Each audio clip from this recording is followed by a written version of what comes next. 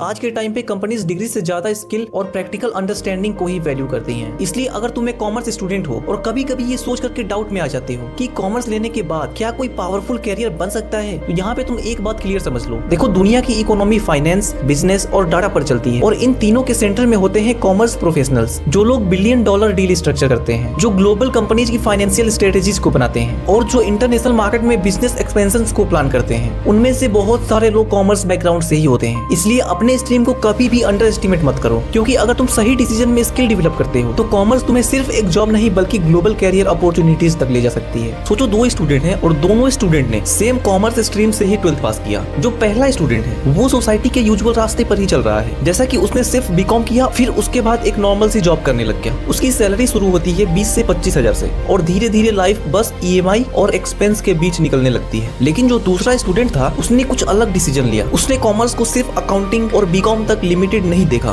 बल्कि उन फील्ड को चूज करता है जहाँ पे ग्लोबल कंपनीज टैलेंट को ढूंढ रही हैं। और देखो, कुछ सालों बाद उनका डिफरेंस बिल्कुल ही शॉकिंग होता है, जहाँ एक स्टूडेंट जो है वो सैलरी और एक्सपेंसेस के बीच बैलेंस बनाने की कोशिश करता है और इसी में वो फंसा रह जाता है, और वही दूसरा जो है वो international finance firm, global companies और फॉरेन मार्केट में काम कर रहा होता है और उसकी सैलरी कभी कभी लाखों रुपए पर मंथ होती है।